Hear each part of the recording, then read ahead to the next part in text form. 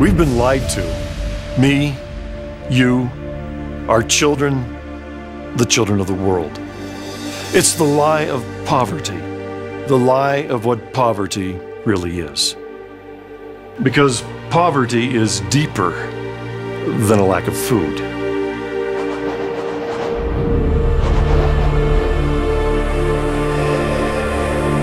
Deeper than a lack of clothes.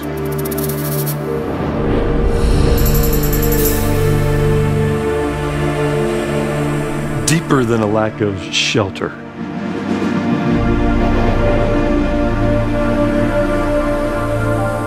Poverty is a lack of hope, and without hope, millions of children around the world are defenseless against the unrelenting voice of the enemy and his most powerful lie. Life holds nothing for me. I don't count. I'm worthless. No one can help me. I am garbage. I don't matter. To destroy the lies of poverty, we must leave the enemy nothing to cling to. And that means nurturing every single aspect of a child. And that's the mission of compassion.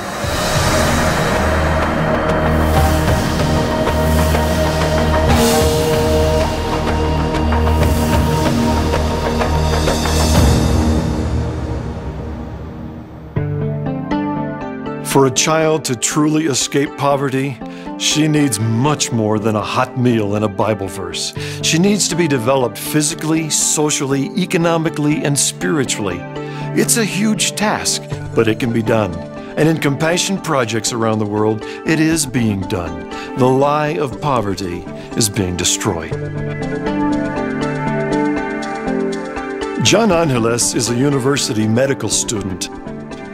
I recently joined him on the long ride from Lima to Djibouti, Peru, the town where John grew up. When we arrived, John was greeted with a hero's welcome.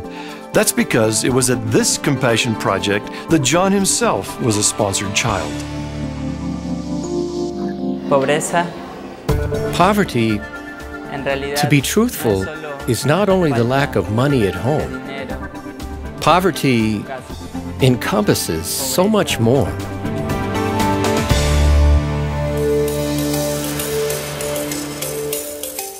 An empty stomach has no ears. That's why compassion starts with the necessities like supplemental food and clothing. Likewise, a child's physical environment must be a safe place, safe to play, to explore, to learn, a place where he can simply be a child. If your friend was standing close by, what did you do? If your friend is... Brushing teeth and washing hands. It's a simple act with enormous health benefits, but it must be taught. Compassion teaches children how to be healthy and how to keep from getting sick. A simple inoculation would save the lives of millions of children every year, but poverty has no such health plan.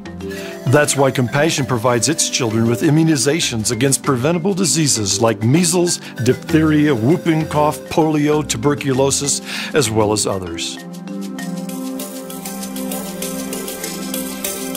And with a healthy body comes a healthy mind, one that is eager to learn, to read and to write, to create, to dream. I dream a lot about my future. In fact, the Lord taught me how to dream. All the great things that God did with my life have allowed me to have big dreams in my heart. Through Compassion, children are given the education they need to dream and to succeed. This may occur in the classrooms at the Compassion Project or through financial assistance to help cover school fees, uniforms, and supplies. And with an education, the lies of poverty begin to unravel. But even academic skills are not enough to break the cycle of poverty on their own.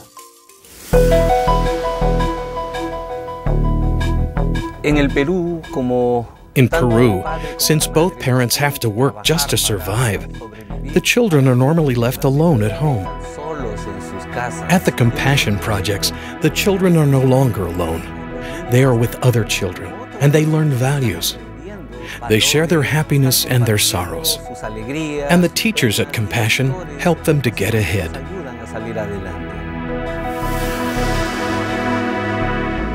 If a child doesn't know how to escape poverty, well, how will he? He can't learn it from his parents because if they knew how, then they would have already. It's a vicious cycle that financial assistance alone cannot break. Escaping poverty requires economic self-sufficiency. That means providing older children with vocational training like carpentry, car mechanics, and silk screening.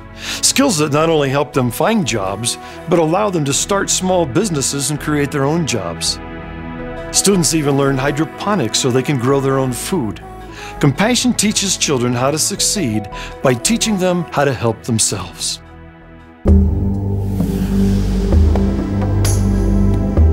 We've talked about meeting the needs of a child physically and socially and economically.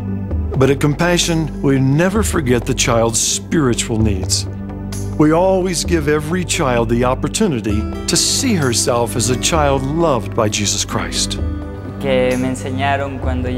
When I first arrived at the Compassion Project, they began teaching me Christian values, the Bible, and everything related to the teachings of Jesus. I became so immersed that when I was 8 years old, I committed myself to Christ. We can love because God first loved us. And when we show children love, we develop in them a sense of value for themselves and for each other.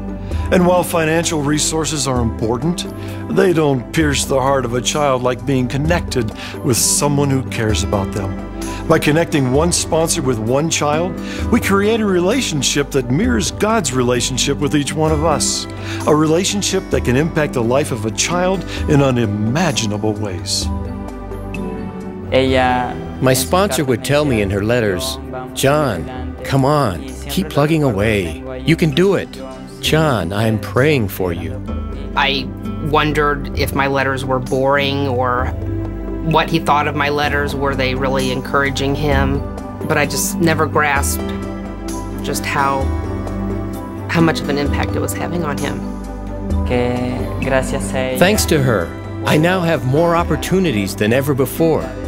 Thanks to her, I was able to get ahead. And thanks to her prayers and her unconditional support, even without knowing me, without knowing who I was, she devoted herself to me. And that is something I hold dearly in my heart. John started as a child in poverty, but through gifts of financial resources, prayers, and love, that cycle has been broken. It will end with him. I believe that if Compassion had not come into my life when they did, I probably would have dropped out of school. I'd be one of those kids who hangs out in the streets, and I would probably have children of my own without any way to take care of them. I can't imagine what would have happened without Compassion. To beat poverty, we must give children the opposite of poverty. But the opposite of poverty is not wealth. The opposite of poor is not rich. It's enough. Enough to succeed physically, socially, economically, and spiritually. Do you have enough? Or do you have more than enough? Have you ever wondered why? Perhaps you have more so that you might reach across to a child in poverty and bring him up to enough. I matter. I am valued. I have purpose. I am loved. I am loved by God. Give a child hope, and the lie of poverty has nowhere to hide. That hope may not change the world, but it will change the world for one child.